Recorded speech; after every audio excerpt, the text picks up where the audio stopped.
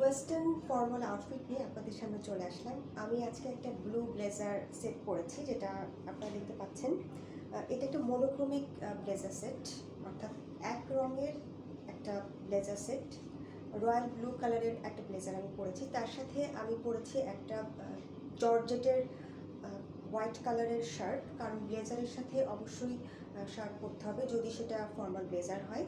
Blazer অনেক রকম থাকে, যেটা আমি আজকে পরে আছি এটা একেবারে একটা ফর্মাল ব্লেজার। কারণ ফর্মাল ব্লেজারের সাথে সবসময় প্যান্টস থাকে, ইনক্লুড করা থাকে। যখন আপনারা কিনতে যাবেন তখন দেখবেন যে ফর্মাল ব্লেজারের সাথে সবসময় প্যান্ট ইনক্লুড করা থাকে। আর ক্যাজুয়াল ব্লেজার আপনারা সিঙ্গেলও অনেক জায়গায় দেখতে পাবেন, সেখান থেকে আপনারা পারচেস করে নেবেন। আমি এটা কিনেছি ট্রেন্ডি পাস থেকে। এটা আমি কয়েক মাস আগে কিনেছিলাম, তখন সামার সিজন চলছিল, এখন তো উইন্টার শুরু হয়ে গিয়েছে। ব্লেজার কি সেটা আমরা সবাই জানি, এটা নিয়ে বিশেষ কিছু বলার নেই। আমি যে বিশেষ দিকটা আজকে হাইলাইট করব সেটা হলো আমার মেকওভার।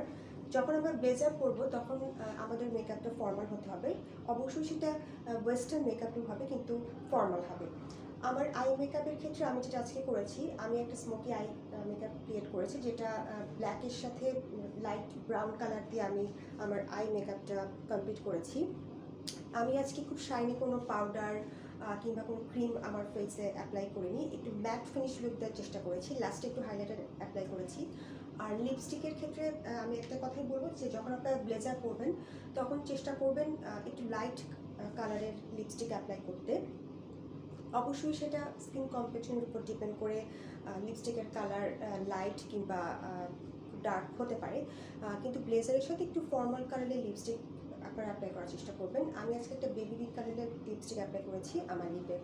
আর নেল পলিশের ক্ষেত্রে আমি আজকে ফ্রেঞ্চ ম্যানিকিউর করেছি, এটা আমি বাসায় করেছি। ফ্রেঞ্চ ম্যানিকিউর এটা আপনারা বাসায় করতে পারেন, চাইলে পার্লারেও করতে পারেন, পার্লারে করে একটু বেশি ভালো হয়। আমি বাসায় করতে পারি, আমি বাসায় করেছি। ফ্রেঞ্চ ম্যানিকিউর হলো আমাদের পুরো নেইলটা হোয়াইট রাখার পর জাস্ট নেইলের যে উপরের অংশটা একটু হোয়াইট কালারের একটা নেল পলিশ দিয়ে আমরা কোট করে নিই, এটাকে বলে ফ্রেঞ্চ কোট। তো এরকম আপনারা চাইলে বাসায় করতে পারেন, বাইরেও করতে পারেন, পার্লারে করতে পারেন। আর ব্লেজার যখন পরবেন অবশ্যই কোনো এক্সেসরি অর্নামেন্টস ক্যারি করবেন না। আমি আজকে একটা সিলভার কালারের ঘড়ি পরেছি, কারণ হোয়াইটের সাথে সিলভার কালারের ঘড়ি সবচেয়ে বেশি ভালো লাগে। আপনারা চাইলে ফুল হোয়াইট কালারের ঘড়িও পরতে পারেন। যখন হোয়াইট কালারের শার্ট পরবেন কিংবা হোয়াইট কালারের ব্লেজার পরবেন তখন অবশ্যই সিলভার অথবা হোয়াইট কালারের ঘড়ি পরবেন।